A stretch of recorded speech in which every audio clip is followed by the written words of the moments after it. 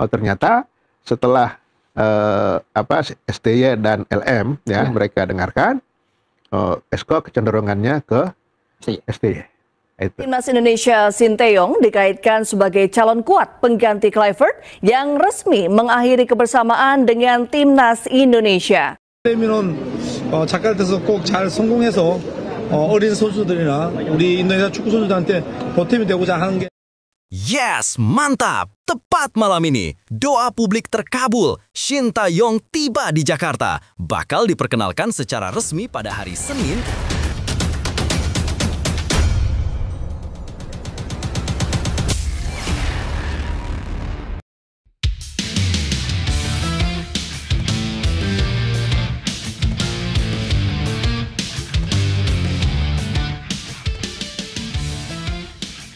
Yes, mantap! Tepat malam ini, doa publik terkabul. Shin Tae-yong tiba di Jakarta. Bakal diperkenalkan secara resmi pada hari Senin jam 14 WIB. Simak juga hasil pertandingan FIFA Matchday antara Timnas Indonesia U23 versus Mali malam ini. Hasilnya sangat mengejutkan. Begini faktanya. Tapi, Mimin minta tolong tonton video ini sampai selesai agar tidak ada kesalahpahaman yang terjadi.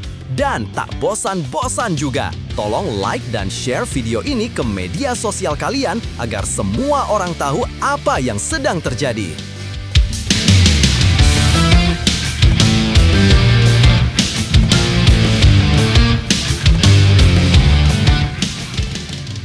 Sebelumnya diberitakan, publik tanah air minta Shin Tae-yong kembali. PSSI beri jawaban tak terduga soal pelatih baru Timnas Indonesia.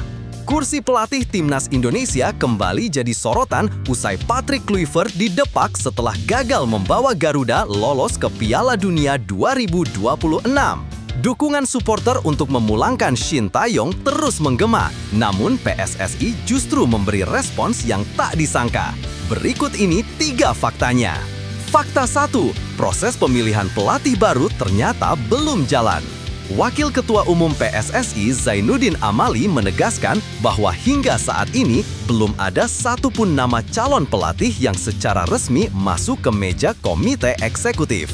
Ia menekankan semua keputusan penting harus melalui mekanisme Exco, bukan berdasarkan rumor atau tekanan publik. Zainuddin bahkan mengaku tidak bisa mengonfirmasi apapun karena belum ada laporan resmi yang diterimanya. Ia mengatakan PSSI mendengarkan banyak masukan tetapi tetap harus berjalan sesuai aturan.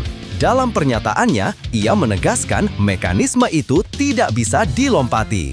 Kami mendengarkan beberapa nama, tapi sampai saat ini kami di Exco belum mendapatkan informasi apapun. Karena di mekanisme organisasi itu, kalau ada keputusan penting harus kita putuskan lewat Exco. Tapi, mari kita lanjut teman-teman. Dukungan untuk Shin Tae-yong menggema, tapi keputusan ada di tangan BTN. Nama Shin Tae-yong kembali jadi primadona di kalangan supporter. Begitu pula nama Luis Milla yang sempat membawa harapan baru bagi sepak bola Indonesia. Namun PSSI menyatakan pencarian pelatih tetap berada di bawah koordinasi Kepala Badan Timnas Nasional Sumarji. Menurut Zainuddin, masukan publik tetap dihargai, tetapi keputusan final harus didukung proses seleksi resmi, termasuk pemaparan visi, program, dan rencana kerja para kandidat. Ia mengingatkan bahwa pemilihan pelatih sebelumnya juga dilakukan dengan cara yang transparan. Akhirnya waktu itu Exco memutuskan, oke kita putuskan Shin Tae-yong menjadi pelatih timnas. Untuk yang ini saya kira kami akan lakukan proses seperti itu sehingga semuanya menjadi transparan. Nah, sebelum lanjut mendengar berita ini, untuk para netizen, keluarkan satu kalimat pamungkas untuk menanggapi kabar ini. Ayo teman, berikan tanggapan kalian di kolom komentar. Bravo Timnas, bravo Shin Tae-yong, bravo PSSI. Ayo Garuda, buktikan bahwa level kita sudah dunia. Buktikan bahwa kita adalah raksasa Asia. Tiket Piala Dunia harga mati. Di sisi lain, jangan lupa juga satu kalimat khusus untuk Shin Tae-yong CS yang sedang berusaha keras memajukan sepak bola Indonesia. Silahkan tulis di kolom komentar. Ayo terbang tinggi Garuda! Mari kita lanjut teman-teman. Fakta 3. Timnas sementara tanpa pelatih, FIFA Matchday terpaksa diisi tim U22. Kekosongan kursi pelatih membuat timnas senior tidak bisa berlaga pada FIFA Matchday terdekat. Sebagai gantinya, PSSI menurunkan timnas U22 asuhan Indra Syafri untuk menghadapi Mali. Situasi ini tentu tidak ideal, mengingat tim senior seharusnya memanfaatkan kalender FIFA untuk menjaga peringkat dan konsistensi permainan. Kegagalan Kluivert memang menjadi pukulan berat. 2 kekalahan beruntun di putaran kelima kualifikasi, yaitu 2-3 dari Arab Saudi dan 0-1 dari Irak, membuat langkah Indonesia terhenti. PSSI pun mengambil keputusan tegas untuk mengakhiri kerjasama. Zainuddin menyebut pihaknya berharap pelatih baru bisa segera ditemukan agar persiapan tim nasional tidak makin terganggu. Kita harapkan timnas senior ini segera mendapatkan calon pelatih, karena FIFA Matchday yang sekarang terlewatkan karena kita belum ada pelatih. Lebih lanjut, situasi yang melanda timnas Indonesia ini menunjukkan betapa pentingnya konsistensi kepemimpinan dalam sebuah proyek jangka panjang. Keinginan supporter untuk memulangkan Shin Tae-yong kembali adalah refleksi dari rasa aman. Publik merindukan sosok yang sudah terbukti membawa perubahan signifikan. Namun di sisi lain, PSSI mencoba menegakkan mekanisme formal agar keputusan tidak diambil hanya berdasarkan tekanan emosional. Ini adalah 2 kepentingan yang sama-sama valid, tetapi kadang saling bertabrakan. Kekosongan kursi pelatih tentu bukan kondisi ideal, apalagi di tengah kalender FIFA yang terus berjalan. Keputusan menurunkan timnas U22 untuk menggantikan posisi tim senior menggambarkan bahwa koordinasi internal PSSI harus segera dipercepat. Publik tidak hanya menagih kemenangan, tetapi juga kejelasan arah, transparansi, dan rasa bahwa federasi bergerak dengan tujuan yang terukur. Pada akhirnya, siapapun pelatih berikutnya, yang diperlukan bukan sekedar nama besar, tetapi figur yang punya visi jangka panjang, mampu memaksimalkan potensi lokal, dan bekerja dalam sistem yang stabil. Sepak bola Indonesia sudah terlalu sering memulai dari nol. Kini saatnya membangun fondasi yang tidak berubah-ubah hanya karena satu kegagalan. Situasi ini mungkin terasa penuh ketidakpastian, tetapi justru di momen seperti inilah keyakinan dan semangat harus tetap dijaga. Dalam sepak bola, seperti halnya dalam hidup, masa transisi selalu menghadirkan kekhawatiran, namun juga membuka peluang besar untuk bangkit dengan lebih kuat. Bagi para pendukung, tetaplah percaya bahwa suara kalian terdengar dan dukungan kalian adalah energi yang tidak sia-sia.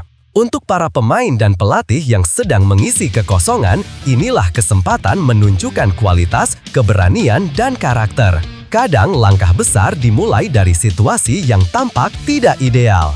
Optimisme perlu dijaga karena perjalanan panjang timnas selalu penuh pasang surut. Selama semua pihak bergerak dengan tujuan yang sama, ingin melihat Garuda terbang lebih tinggi, maka harapan itu akan menemukan jalannya. Terus dukung, terus percaya, dan terus semangat. Garuda tidak pernah benar-benar jatuh. Ia hanya bersiap mengepakkan sayap lebih keras. Pelatih baru timnas Indonesia bikin geger. 2 nama asing muncul dan PSSI bungkam total. Sebelumnya diberitakan, PSSI tengah berburu pelatih baru setelah berpisah dengan Patrick Kluivert pada 16 Oktober 2025. 2 nama langsung mencuat di kalangan publik, Timur Kapade dan Heimir Hallgrímsson. Keduanya ramai diperbincangkan, bahkan dihubungkan dengan kursi panas timnas Indonesia. Namun PSSI justru memilih diam. Inilah 3 faktanya. Fakta 1, PSSI cari pelatih baru dan nama Kapade serta Hallgrímsson tiba-tiba melejit. Pencarian pelatih baru timnas Indonesia dimulai sejak kontrak Patrick Kluivert dihentikan. Situasi ini membuka ruang spekulasi, terutama setelah publik melihat Ketua Umum PSSI, Erick Thohir, menyebut sudah ada 5 nama kandidat. Publik kemudian langsung mengaitkan 2 sosok populer, Timur Kapade dan Heimir Hallgrímsson. Nama Kapade mencuri perhatian karena ia pernah membawa Uzbekistan tampil solid di tingkat Asia dan sedang tidak melatih. Sementara Hallgrimsson, pelatih dengan rekam jejak timnas Islandia dan Jamaika, dikaitkan lewat pemberitaan media Irlandia. Kapade sendiri sempat mengaku tersanjung dengan respon supporter Indonesia yang menginginkannya. Itulah yang membuat rumor makin panas. Fakta 2, rumor makin liar, Kapade tersanjung dan publik bergolak. Dalam beberapa pekan terakhir, perbincangan mengenai sosok pelatih baru timnas Indonesia benar-benar memuncak. Publik menyoroti kedekatan Kapade dengan rumor tersebut setelah ia menyampaikan bahwa dirinya terkesan dengan dukungan supporter Indonesia. Pengakuan ini menambah dramatis cerita perburuan pelatih. Di sisi lain, Hallgrimsson ikut terseret karena pemberitaan luar negeri yang menyebut Indonesia sedang mengincarnya. Keduanya lalu dijadikan kandidat terkuat oleh netizen meski pihak federasi tidak pernah memberi pengesahan. Kondisi ini membuat rumor berkembang menjadi spekulasi bebas yang sulit dibendung. Fakta 3, Sumarji turun tangan dan bungkam terkait nama pelatih. Ketika namanya terus dipertanyakan, Ketua BTN PSSI, Sumarji akhirnya angkat bicara untuk meredam spekulasi. Namun bukannya mengkonfirmasi, ia justru menolak membahas nama siapapun. Ia menegaskan bahwa pihaknya hanya berpegang pada 5 nama yang sebelumnya disebut Ketua Umum PSSI tanpa menyebut siapa saja kandidatnya. Sumarji berkata, "Saya tidak akan jawab. Sekali lagi, saya tidak akan tanggapi kalau berkaitan dengan nama-namanya." Ia menambahkan bahwa proses pendalaman terhadap 5 calon sedang berlangsung bersama Direktur Teknik PSSI, Alexander Zwiers. Ketika ditanya apakah Kapade dan Hallgrimsson termasuk, ia tetap menolak mengungkapkan. Ia menegaskan, kalau ditanya-tanya nama-nama dari negara mana, saya tidak akan sampaikan. Lebih lanjut, situasi ini tanda PSSI bergerak hati-hati. PSSI terlihat sangat berhati-hati agar tidak memunculkan ekspektasi berlebih sekaligus menghindari kegaduhan publik. Diamnya mereka bukan berarti tidak bekerja, melainkan menunggu momen tepat untuk mengumumkan sosok terbaik. Publik memang berhak penasaran, tetapi proses seleksi pelatih level timnas nasional selalu membutuhkan pertimbangan banyak aspek. Filosofi bermain, pengalaman, kecocokan dengan kultur pemain, hingga target jangka panjang. Dalam urusan sepak bola nasional, dukungan publik adalah bahan bakar utama. Siapapun pelatih yang akhirnya jatan, tugas besar menanti, dan energi positif dari para pendukung akan sangat berarti. Sambil menunggu pengumuman resmi, tetaplah percaya bahwa proses ini diarahkan untuk masa depan timnas Indonesia yang lebih baik. Kekuatan terbesar sepak bola kita selalu datang dari semangat yang tidak pernah padam. Media Amerika kembali goreng timnas Indonesia. Terungkap fakta yang bikin geleng-geleng. Sebelumnya diberitakan, menjelang Piala Dunia 2026 yang tinggal hitungan bulan, media internasional mulai menyorot negara-negara besar yang kembali gagal tampil di panggung sepak bola terbesar dunia. Salah satu yang menjadi sasaran adalah Indonesia, negara berpenduduk 285 juta jiwa yang sejak merdeka belum pernah lolos ke Piala Dunia. The Athletic kemudian merilis artikel yang membahas negara-negara besar yang justru tertinggal secara prestasi, dan Indonesia menjadi salah satu fokus utamanya. Berikut ini 3 faktanya. Fakta pertama, Indonesia disebut bangsa besar yang minim prestasi sepak bola. Dalam ulasan panjangnya, The Athletic menempatkan Indonesia dalam deretan negara dengan populasi raksasa tetapi tanpa torehan mentereng di sepak bola. Media Amerika itu bahkan menulis bahwa sepak bola adalah olahraga nomor 1 Indonesia. Namun satu-satunya penampilan di Piala Dunia terjadi pada 1938 saat masih bernama Hindia Belanda. Kalimat itu membuat banyak pembaca terhenyak mengingat Indonesia kini termasuk negara keempat dengan penduduk terbesar di dunia. The Athletic menilai bahwa Indonesia sebenarnya menyimpan potensi luar biasa, tetapi selalu kesulitan mewujudkan talenta besar menjadi pesepak bola kelas dunia. Salah satu alasan yang mereka garis bawahi adalah absennya infrastruktur memadai. Negara sebesar Indonesia dianggap belum mampu melahirkan generasi pemain elit secara konsisten karena pondasi pembinaan yang tidak setangguh negara-negara maju sepak bola. Fakta kedua, pemain naturalisasi diakui sebagai senjata untuk maju paling jauh. Media tersebut juga menyentuh strategi PSSI yang mengandalkan deretan pemain naturalisasi dalam upaya mencapai Piala Dunia. Menurut laporan itu, skuad Indonesia pada jeda internasional terakhir dihuni 15 pemain kelahiran Belanda plus masing-masing 1 pemain yang lahir di Belgia, Spanyol, dan Finlandia. The Athletic menyebut upaya ini sebagai bentuk akselerasi untuk mempercepat kedatangan prestasi, sekaligus mengakui bahwa keberadaan para pemain naturalisasi membawa Indonesia ke level yang belum pernah dicapai sebelumnya. Dengan komposisi itu, Indonesia bisa melaju hingga putaran ketiga kualifikasi Piala Dunia, sebuah fase yang selama puluhan tahun terasa mustahil. Namun, media tersebut tetap menegaskan bahwa kegagalan lolos kali ini dianggap sebagai sesuatu yang berada di bawah standar, mengingat kekuatan materi pemain jauh lebih baik dibanding era-era sebelumnya. Fakta ketiga, Indonesia disorot bersama negara-negara raksasa Asia yang juga gagal. The Athletic tidak hanya menyoroti Indonesia, tetapi mengelompokkannya bersama negara berpenduduk paling besar di dunia yang juga inkonsisten dalam sepak bola. India, Pakistan, dan Bangladesh disebut sebagai trio Asia Selatan dengan total populasi hampir 2 miliar jiwa. Bahkan China yang memiliki 1,4 miliar penduduk meski tampil lebih baik karena sempat menembus putaran ketiga, tetap masuk daftar negara besar yang kembali absen di Piala 2026. Dalam daftar itu, Indonesia menjadi salah satu contoh paling menarik. Negara besar, basis penggemar luar biasa, sepak bola sebagai olahraga mayoritas, tetapi belum mampu menciptakan kontinuitas yang membawa mereka ke Piala Dunia. The Athletic menegaskan kembali bahwa Indonesia belum pernah mencapai Piala Dunia sebagai negara merdeka dan hal itu menjadi alasan mengapa perdebatan soal kualitas, pembinaan, dan arah kebijakan sepak bola nasional terus mengemuka jelang turnamen 2026. Lebih lanjut, situasi yang diangkat di Athletic sebenarnya mencerminkan kegelisahan lama yang sudah sering terdengar di kalangan pecinta sepak bola Indonesia. Kritik mereka bukan sepenuhnya baru, tetapi terasa lebih menohok karena datang dari media internasional yang melihat Indonesia sebagai negara besar dengan potensi yang luar biasa, namun belum mampu mengubah potensi itu menjadi prestasi nyata. Ada dua sisi yang perlu dipahami. Di satu sisi, sorotan ini menunjukkan bahwa Indonesia kini mulai dianggap sebagai negara yang layak diperhitungkan. Perjalanan ke putaran ketiga kualifikasi membuat dunia melihat bahwa level permainan tim nasional sudah meningkat.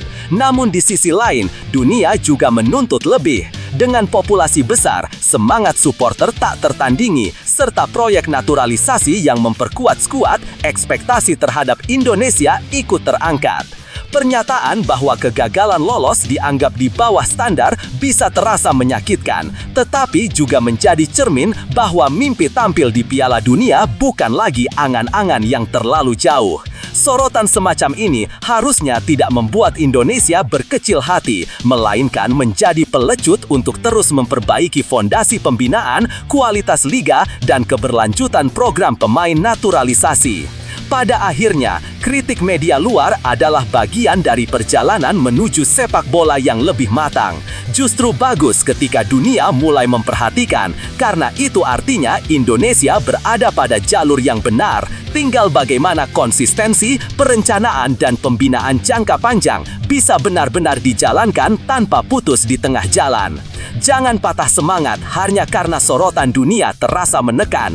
Justru dari sinilah ukuran besar kecilnya sebuah bangsa sepak bola terlihat. Bukan dari seberapa sering dipuji, tetapi seberapa kuat bangkit ketika dikritik.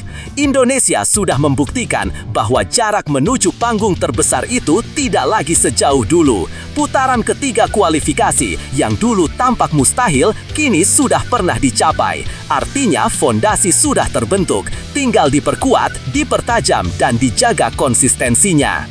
Setiap kemajuan besar selalu dimulai dari langkah yang tampak kecil. Setiap negara kuat di sepak bola pernah melalui fase jatuh bangun selama bertahun-tahun. Tidak ada yang instan, tidak ada yang langsung sempurna, tapi bangsa yang terus bergerak pasti sampai pada tujuan. Selama semangat supporter tetap menyala, selama pemain dan pelatih terus bekerja, dan selama harapan tidak padam, Indonesia selalu punya kesempatan untuk menciptakan sejarah baru. Mimpi lolos Piala Dunia bukan lagi hal mustahil. Itu hanya menunggu waktu, kerja keras, dan keyakinan yang tidak pernah berhenti. Terus melaju karena masa depan sepak bola Indonesia sedang menunggu untuk ditaklukkan. Besar-besaran, Erick Thohir kini kuasai Oxford United 100%. Sebelumnya diberitakan, perombakan besar terjadi di Oxford United setelah rangkaian keputusan yang mengguncang ruang direksi klub. Dari mundurnya Horst Geike hingga pengambil alihan penuh saham oleh Erick Thohir, dinamika internal klub Championship Inggris ini memasuki babak baru yang disebut-sebut sebagai awal era baru. Berikut ini 3 faktanya. Besar-besaran, Erick Thohir kini kuasai Oxford United 100%. Sebelumnya diberitakan, perombakan besar terjadi di Oxford United setelah rangkaian keputusan yang mengguncang ruang direksi klub. Dari mundurnya Horst Geike hingga pengambil alihan penuh saham oleh Erick Thohir, dinamika internal klub Championship Inggris ini memasuki babak baru yang disebut-sebut sebagai awal era baru. Berikut ini 3 faktanya. Besar-besaran, Erick Thohir borong seluruh saham dan pegang kendali penuh. Transformasi besar di Oxford United dimulai setelah Erick Thohir mengakuisisi seluruh saham Oxford Investment Holdings Pty Ltd. Langkah itu menjadikan Ketua Umum PSSI tersebut sebagai pemegang kuasa mutlak di klub yang saat ini berkompetisi di Championship. Perubahan ini tak hanya soal investasi, tetapi juga menandai konsolidasi kepemilikan untuk memperkuat arah klub ke depan. Pihak klub pun mengkonfirmasi perubahan besar tersebut melalui pernyataan resmi. Oxford United dapat mengkonfirmasi Erick Thohir telah meningkatkan kepemilikan sahamnya di klub setelah akuisisi seluruh saham Oxford Investment Holdings Pty Ltd yang sebelumnya dimiliki oleh Oxford United Investors Pty Ltd. Demikian pernyataan klub. Pengambil alihan ini sekaligus menjadi sinyal bahwa Erick ingin memastikan konsistensi visi dan stabilitas operasional klub dalam jangka panjang. 2. Anindya Bakri dan Horst Geike tak lagi punya kendali. Sebelum pengambil alihan total oleh Erick, Companies House, lembaga resmi pemerintah Inggris yang menangani pencatatan perusahaan, sudah lebih dulu mengumumkan penghentian status Anindya Bakri dan Horst Geike sebagai pihak yang memiliki kendali signifikan di Oxford United. Padahal, keduanya pernah menjadi figur penting dalam fase awal restrukturisasi klub. Anindya yang bersama Erick mengambil alih 51% saham pada 2022, kini tak lagi memiliki pengaruh di struktur kepemilikan. Sementara itu, Horst Geike yang bergabung sebagai direktur sejak 2018 akhirnya mengundurkan diri dari dewan. CEO klub Tim Williams sempat menenangkan publik dengan menyatakan bahwa tidak ada yang perlu dikhawatirkan terkait pembaruan di Companies House. Namun dinamika kepemilikan ini tetap menjadi sorotan karena menunjukkan arah baru yang lebih terpusat pada Erick. 3. Klub sedang terpuruk dan butuh kebangkitan mendesak. Perubahan ini terjadi di momen yang kurang ideal. Oxford United sedang kesulitan menemukan konsistensi dalam 10 laga terakhir. Di bawah komando Gary Rowett, mereka hanya meraih 3 kemenangan, 2 hasil imbang, dan 5 kekalahan. Sebuah hasil yang membuat posisi klub dalam klasemen terasa terombang-ambing. Situasi ini membuat laga melawan Middlesbrough di Stadion Kasam menjadi ujian penting. Fans berharap kepemilikan tunggal Erick Thohir dapat memberi dampak positif dan mempercepat proses pemulihan setidaknya secara struktural maupun finansial. Dengan manajemen yang lebih terpusat, ada harapan bahwa strategi jangka panjang klub bisa dieksekusi lebih stabil dan efektif. Lebih lanjut, Situasi yang terjadi di Oxford United saat ini menunjukkan sebuah fase transisi besar yang penuh tekanan, tapi juga penuh peluang. Di satu sisi, kepemilikan tunggal Erick Thohir bisa menjadi titik balik penting karena memudahkan pengambilan keputusan strategis tanpa harus menunggu persetujuan banyak pihak. Konsolidasi ini membuka jalan bagi langkah-langkah yang lebih cepat dan terarah, terutama dalam hal stabilitas klub dan pembangunan jangka panjang. Namun, di sisi lain, perubahan di puncak kepemimpinan datang pada saat performa tim sedang menurun. Ini membuat beban ekspektasi semakin besar. Fans akan langsung menantikan efek nyata dari restrukturisasi ini, sementara manajemen harus membuktikan bahwa perombakan bukan sekedar proses administratif, tetapi langkah nyata menuju perbaikan performa di lapangan. Transformasi kepemimpinan seperti ini seringkali memicu pertanyaan baru. Apakah pelatih akan dipertahankan? Apakah akan ada pembelian pemain besar? Atau mungkinkah klub akan mengambil arah baru secara total? Walau begitu, perubahan ini memberi ruang optimisme. Dengan pengalaman dan jaringan Erick Thohir di dunia sepak bola internasional, Oxford United berpotensi memasuki era yang lebih profesional, stabil, dan ambisius. Strategi rahasia terbongkar. Sebelumnya diberitakan, Timnas Indonesia U22 mengambil langkah berani dengan memilih Mali U22 sebagai lawan uji coba jelang SEA Games 2025. Keputusan ini memicu rasa penasaran publik, terutama karena Mali dikenal memiliki fisik dan tempo permainan cepat khas Afrika. Indra Syafri menegaskan bahwa uji coba ini dirancang untuk menguji mental serta mematangkan kualitas skuad Garuda Muda. Berikut ini 3 faktanya. 1. Mencari lawan yang lebih kuat untuk menguji mental pemain. Indra Syafri menegaskan bahwa pemilihan Mali U22 bukan keputusan acak, melainkan bagian dari strategi pelatih profesional yang ingin memastikan timnya memiliki pengalaman komplit. Ia menjelaskan bahwa seorang pelatih idealnya menjajal 3 tipe lawan, 1 yang lebih kuat, 1 yang setara, dan 1 yang berada di bawah level tim. Dengan begitu, pelatih bisa memahami reaksi, kesiapan, serta karakter pemain dalam situasi berbeda. Dalam konferensi pers, Indra berkata, hampir semua pelatih akan melakukan uji coba dengan 3 tim yang berbeda. Ia menilai Mali sebagai lawan yang berada di atas level Timnas Indonesia U22, baik dari fisik maupun kualitas permainan. Ia menambahkan, kami menganggap ini adalah pertandingan uji coba yang levelnya sedikit lebih berat, dan kami memang menginginkan itu.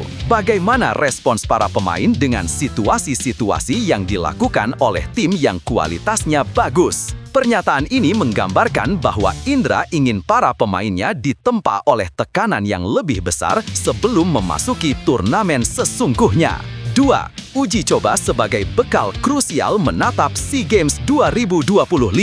2 laga melawan Mali tidak hanya menjadi ajang pemanasan, tetapi bagian penting dari perjalanan panjang menuju SEA Games 2025.